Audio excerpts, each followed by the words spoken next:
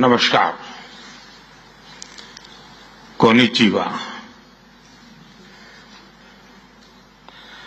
मैं आज सुबह ही टोक्यो पहुंचा हूं।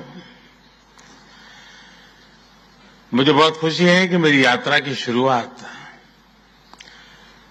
बिजनेस जगत के दिग्गजों के साथ हो रही है और उसमें से आपसे बहुत लोग हैं जिनसे मेरा व्यक्तिगत परिचय रहा है। जब मैं गुजरात में था तब भी और गुजरात से दिल्ली आया तो तब भी आप में से कई लोगों से बहुत ही निकट परिचय मेरा रहा है और मुझे खुशी है कि आज सबसे मुझे मिलने का अवसर मिला है। मैं प्रधानमंत्री इशिबा का विशेष रूप से आभार व्यक्त करता हूं कि वे इस फोरम से जुड़े हैं। उनके बहुमूल्य वक्तव्य के लिए मैं उनका अभिनंदन करता हूं। साथियों, भारत की विकास यात्रा में जापान हमेशा एक अहम पार्टनर रहा है। मेट्रो से लेकर मैन्युफैक्चरिंग तक, सेमीकंडक्टर से लेकर स्टार्टअप्स तक, हर क्षेत्र में हमारी साझेदारी आपसी विश्वास का प्रतीक बनी है। जापानी कंपनियों ने भारत में $40 बिलियन से ज्यादा का निवेश किया है। मात्र पिछले 2 वर्षों में $13 बिलियन का प्राइवेट इन्वेस्टमेंट हुआ है। जेबीआईसी कहता है कि भारत सबसे प्रॉमिसिंग डेस्टिनेशन है। जेट्रो बताता है कि 80% कंपनियां भारत में एक्सपांड करना चाहती है और 75% ऑलरेडी मुनाफे में है। यानी in India capital does not just grow, it multiplies. साथियों, पिछले 11 वर्षों में भारत के अभूतपूर्व ट्रांसफॉर्मेशन से आप सब भली भांति परिचित है। आज भारत में पॉलिटिकल स्टेबिलिटी है, इकोनॉमिक स्टेबिलिटी है, पॉलिसी में पारदर्शिता है, प्रेडिक्टिबिलिटी है। आज भारत विश्व की सबसे तेज ग्रो करने वाली मेजर इकोनॉमी है और बहुत जल्द विश्व की तीसरी सबसे बड़ी इकोनॉमी बनने जा रहा है। वैश्विक ग्रोथ में भारत 18% योगदान दे रहा है। भारत की कैपिटल मार्केट्स में अच्छे रिटर्न्स मिल रहे हैं। एक मजबूत बैंकिंग सेक्टर भी है। लो इन्फ्लेशन और लो इंटरेस्ट रेट्स, करीब $700 बिलियन के फॉरेक्स रिजर्व है। साथियों, इस बदलाव के पीछे हमारी रिफॉर्म, परफॉर्म और ट्रांसफॉर्म की अप्रोच है। 2017 में हमने वन नेशन वन टैक्स की शुरुआत की थी। अब इसमें नए और बड़े रिफॉर्म लाने पर काम चल रहा है। कुछ हफ्ते पहले हमारी संसद ने नए और सिंप्लीफाइड इनकम टैक्स कोड को भी मंजूरी दी है। हमारे रिफॉर्म्स केवल टैक्स प्रणाली तक सीमित नहीं है। हमने ईज ऑफ डूइंग बिजनेस पर बल दिया है। बिजनेस के लिए सिंगल डिजिटल विंडो अप्रूवल की व्यवस्था की है। हमने 45,000 कंप्लायंसेस रेशनलाइज किए हैं। इस प्रक्रिया को गति देने के लिए डीरेगुलेशन पर एक उच्च स्तरीय कमेटी बनाई गई है। डिफेंस और स्पेस जैसे सेंसिटिव क्षेत्रों को प्राइवेट सेक्टर के लिए खोल दिया गया है। अब हम न्यूक्लियर एनर्जी सेक्टर को भी खोल रहे हैं। साथियों, इन रिफॉर्म्स के पीछे हमारा विकसित भारत बनाने का संकल्प है, हमारा कमिटमेंट है, कन्विक्शन है और स्ट्रेटेजी है। और विश्व ने इसे रिकॉग्नाइज ही नहीं, एप्रिशिएट भी किया है। S&P ग्लोबल ने 2 दशक बाद भारत के क्रेडिट रेटिंग अपग्रेड किए हैं।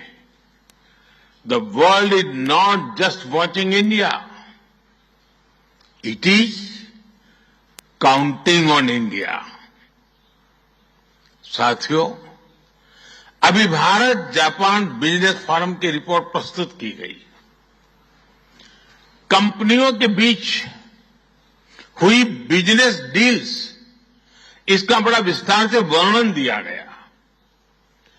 इस प्रगति के लिए मैं आप सभी का बहुत बहुत अभिनंदन करता हूं। हमारी साझेदारी के लिए मैं भी कुछ सुझाव बड़ी नम्रतापूर्वक आपके समक्ष रखना चाहूंगा। पहला है मैन्युफैक्चरिंग। ऑटो सेक्टर में हमारी भागीदारी बेहद सफल रही है और अभी प्रधानमंत्री जी ने इसका विस्तार से वर्णन किया।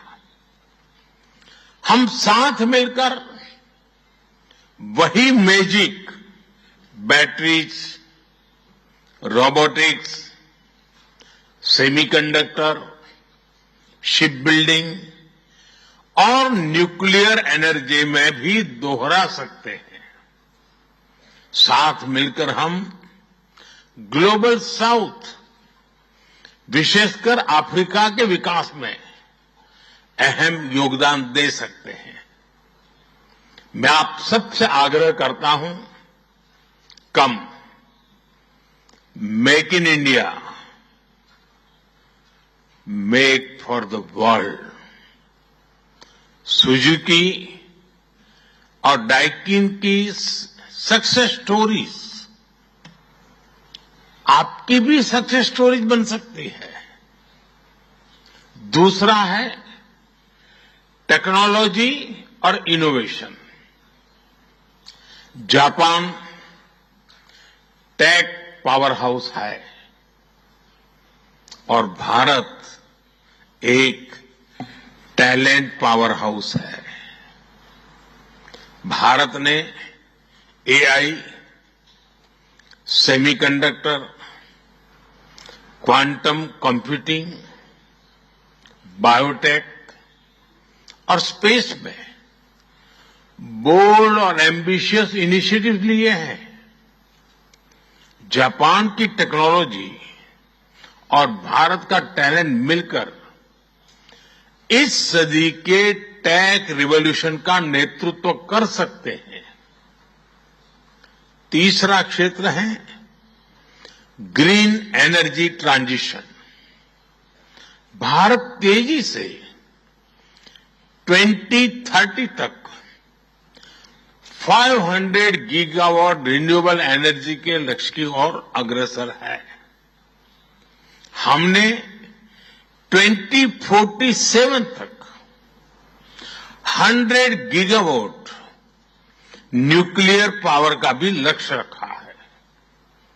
सोलर सेल्स हो या फिर ग्रीन हाइड्रोजन, साझेदारी की अपार संभावनाएं हैं। भारत और जापान के बीच जॉइंट क्रेडिट मैकेनिज्म पर समझौता हुआ है। इसका लाभ उठाकर क्लीन और ग्रीन फ्यूचर के निर्माण में सहयोग किया जा सकता है।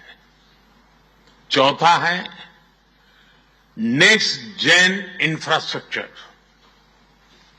पिछले एक दशक में भारत ने नेक्स्ट जनरेशन मोबिलिटी और लॉजिस्टिक इंफ्रास्ट्रक्चर में अभूतपूर्व प्रगति की है। हमारे पोर्ट्स की क्षमता दोगुनी हो गई है। 160 से ऊपर एयरपोर्ट्स हैं। 1000 किलोमीटर लंबी मेट्रो लाइन बनी है।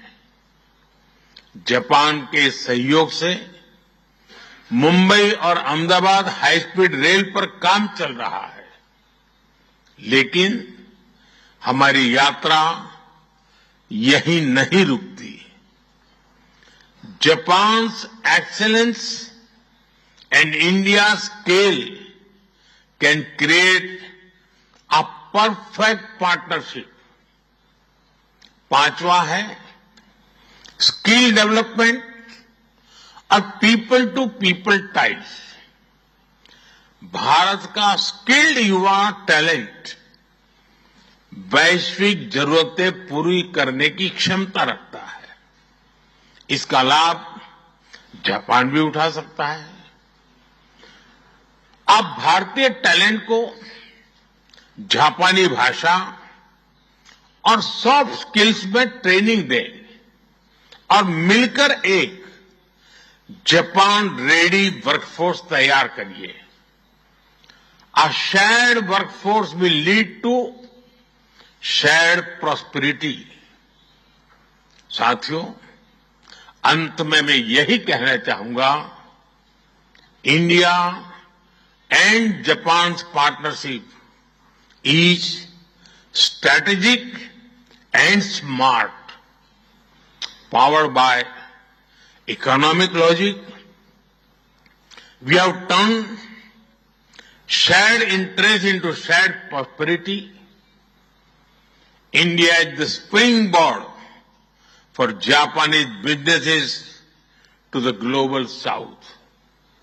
Together, we will shape the ASEAN century, Asian century for stability, growth and prosperity. इन्हीं शब्दों के साथ मैं प्रधानमंत्री इशिबा जी और आप सभी का आभार प्रकट करता हूं। अरिगातो गोजाइमास। बहुत बहुत धन्यवाद।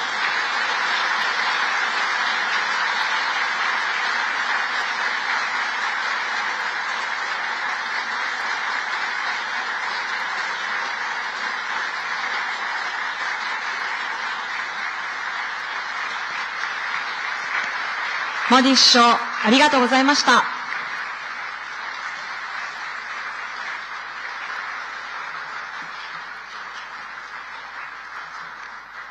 Like, share and subscribe my channel please.